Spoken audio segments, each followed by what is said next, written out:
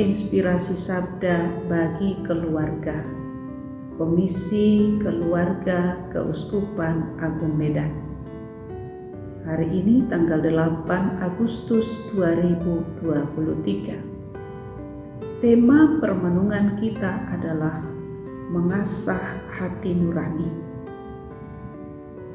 Bacaan kita diambil dari Injil Matius bab 15 ayat 1 sampai dengan ayat 2 dan ayat 10 sampai dengan ayat 14. Kemudian datanglah beberapa orang Farisi dan ahli Taurat dari Yerusalem kepada Yesus dan berkata, "Mengapa murid-muridmu melanggar adat istiadat nenek moyang kita? Mereka tidak membasuh tangan sebelum makan." Lalu Yesus memanggil orang banyak dan berkata kepada mereka, "Dengar dan camkanlah, bukan yang masuk ke dalam mulut yang menajiskan orang, melainkan yang keluar dari mulut, itulah yang menajiskan orang." Maka datanglah murid-muridnya dan bertanya kepadanya, "Engkau tahu bahwa perkataanmu itu telah menjadi batu sandungan bagi orang-orang Farisi."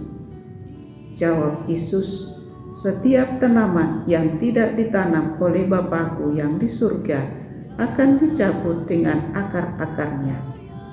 Biarkanlah mereka itu, mereka orang buta yang menuntun orang buta. Jika orang buta menuntun orang buta, pasti keduanya jatuh ke dalam lubang." Demikianlah sabda Tuhan. Terpujilah Kristus. Bapak Ibu, keluarga yang diberkati oleh Tuhan, semoga kita menyiapkan hati kita untuk mendengarkan dan merenungkan sabda Tuhan. Bacaan dari Injil Matius hari ini menyapa kita. Orang Farisi bertanya kepada Yesus, "Mengapa murid-muridmu melanggar adat istiadat dan nenek moyang kita? Mereka tidak membasuh tangan sebelum makan."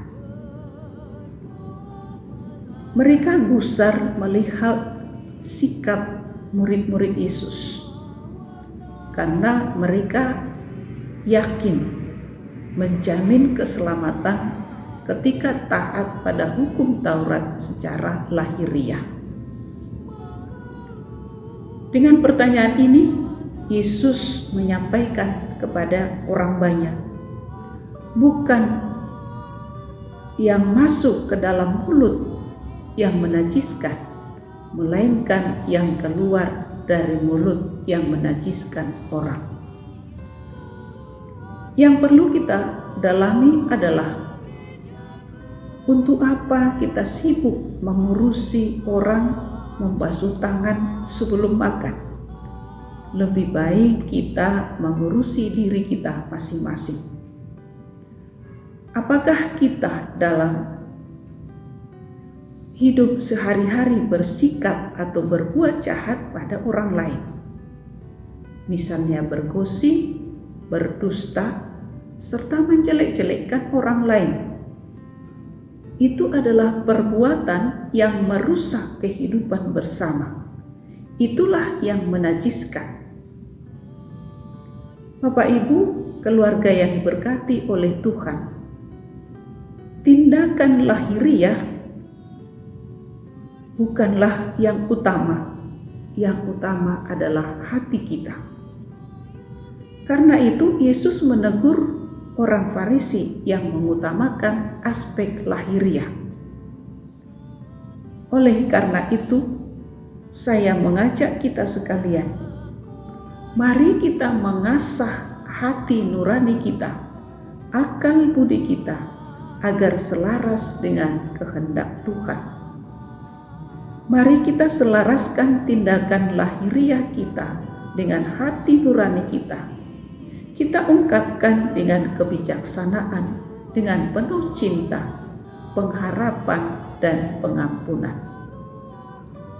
Kita hindari kata-kata yang penuh kebencian, fitnah, membawa kabar yang tidak baik, tetapi kita membawa kabar gembira, kabar baik, sehingga tidak membawa orang ke dalam jurang kehancuran, tetapi membawa orang ke dalam kebahagiaan.